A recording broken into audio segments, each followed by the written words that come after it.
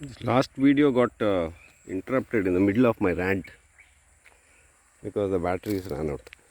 That memory ran out. Anyway, we'll have a quick look at the plant and then I'll close today's video.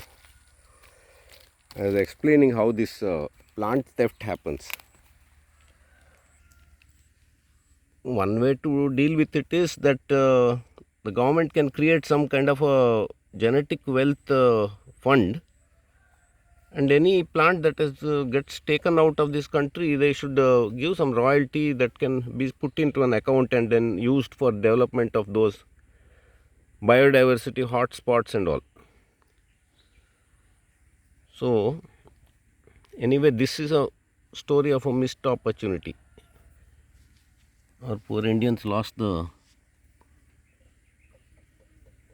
some potential income, and some crook has managed to encash it nicely.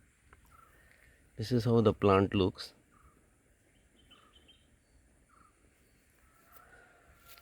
Then I'll take out one and so that we can look at the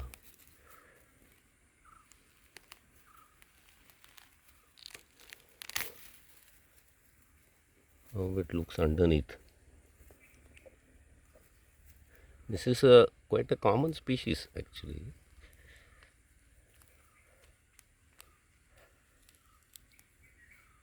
It has a nice tuber, it seems.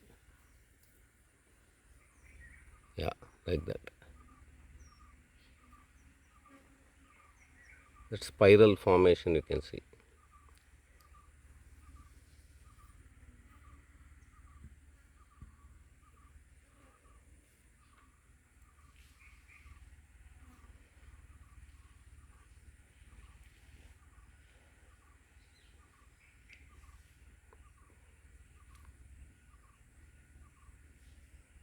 So that's how it looks.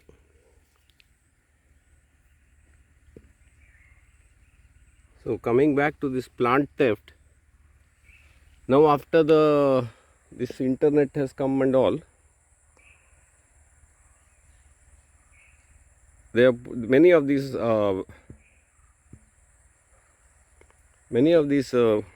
databases. They encourage people to take photographs of new plants and all and post all details of the location, longitude, latitude and all that. And our innocent nature lovers, youngsters in this country, go here and there and then they document. And then in their innocence, they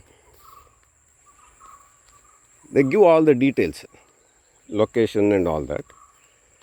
And then people who are in this trade, all these kind of rare plant trade, it makes it very easy for them to then go and collect the sample and then smuggle it out of the country and then multiply it and sell it. And these new plants, like all kind of garden plants, when they are new in the market, they sell at very fancy prices. And even this rice and all that genes, that those seeds what they take, they can selectively edit that genetic stuff and then take out the good genes.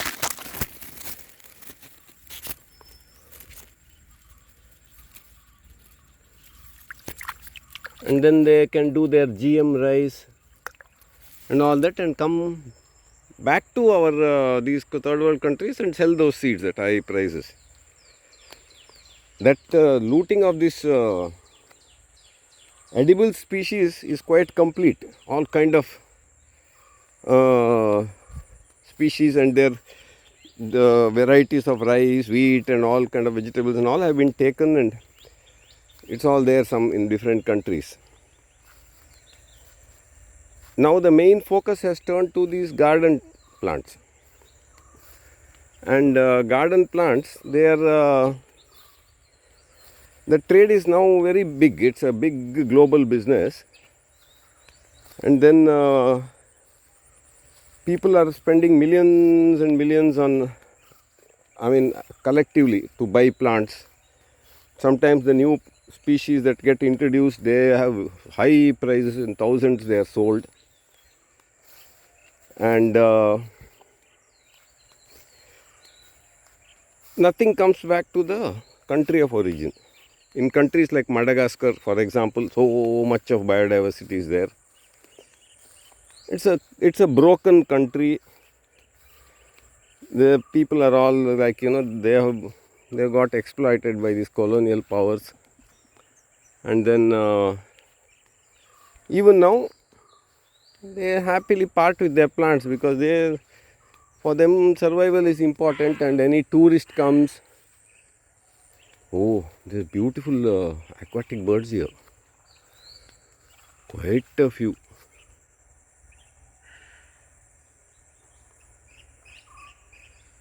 I can see 1, 2, 3.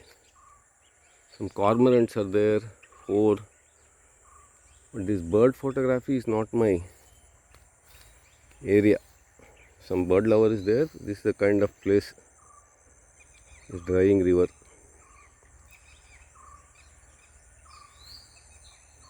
Anyway, this is the sad story of the continuing exploitation and looting of these poor countries all over the world by these rich countries, so-called developed countries. And then they lecture us about biodiversity, conservation and all that.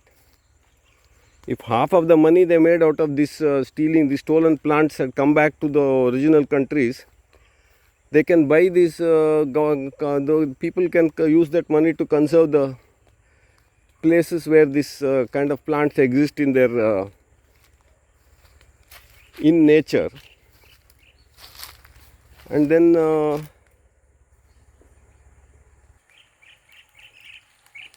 genuine conservation can be done with such if there is a little bit of enlightened approach. And I don't blame the third world countries for this. They just don't know what is happening, and often they're all countries that have been colonized, and they don't have a proper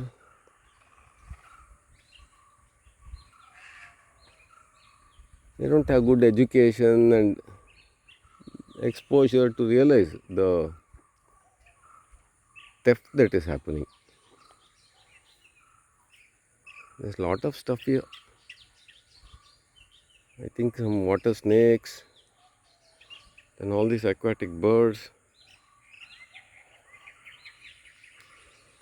Some big fish are also there here. Water flow has stopped, so big pools have formed, and this is a place where this kingfisher and all kind of these birds feast off the last of the fish as it dries up.